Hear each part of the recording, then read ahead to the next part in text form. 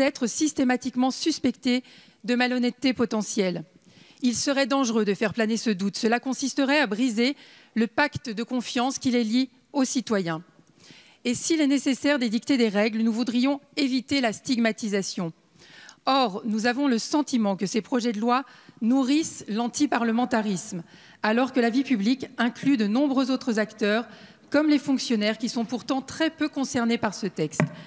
L'examen du texte en commission nous a également fait ressentir un manque de parallélisme, deux poids, deux mesures, même si votre annonce de suppression de la réserve ministérielle va dans le bon sens, mais ne nous satisfait pas parce que nous voudrions maintenir la réserve parlementaire, qui est particulièrement utile tant pour nos collectivités que pour nos associations, dans un contexte accru de baisse des dotations.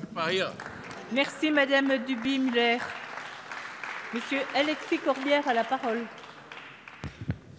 Oui, mes chers collègues, Madame la Ministre, nous commençons donc notre débat sur cette loi. Et cet article premier, vous verrez que nous avons déposé nombre d'amendements qui montrent le caractère constructif et utile de notre groupe. Nous n'avons pas d'état d'âme à considérer que ceux qui doivent nous représenter doivent être, bien entendu, avoir eu un comportement intègre. Mais revenons à l'essentiel de ce qui a été dit tout à l'heure, notamment sous un tonnerre d'applaudissements. Je voudrais souligner, pardon, c'est le prof d'histoire qui parle, combien il est curieux que tout à l'heure, au nom du groupe La République En Marche, notre collègue, c'était Aurore Berger, a comparé ce que nous sommes en train de faire à la nuit du 4 août. Et quelle drôle de comparaison. Seriez-vous donc l'aristocratie du XXIe siècle? Est-ce ici que se trouvent les privilèges qu'il faudrait abroger? Est-ce que véritablement aujourd'hui les privilèges scandaleux se trouvent entre les mains des parlementaires? C'est cela que vous avez applaudi? Mais quelle farce! Quelle blague! Si, je vous ai écouté, madame. Vous avez considéré qu'il fallait prendre exemple sur la nuit du 4 août. Déjà, apprenez que les privilèges seront abrogés en 1792 et 1793 et que ça ne s'est pas limité seulement à la nuit du 4 août, où beaucoup de mots ont été dits, mais bien peu d'actes ont été posés. Mais qu'importe, qu'importe. Je répète, méfiez-vous des comparaisons historiques hasardeuses.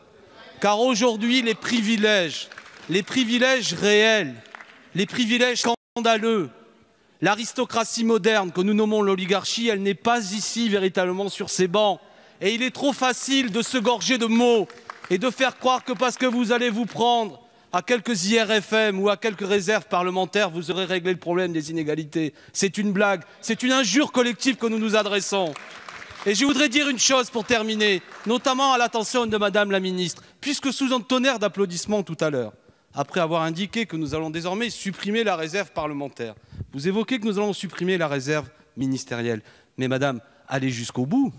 Il est un personnage dans ce pays dont nul ne saurait tolérer qu'il maintienne le dernier privilège de cette réserve. C'est le président de la République. Abrogeons la réserve présidentielle, sans quoi ce que vous avez dit tout à l'heure n'a aucun sens. Merci. Merci, Monsieur Corbière. La parole est à Madame Marie-Pierre Rixain. La parole est à Madame Marie-Pierre Rixain.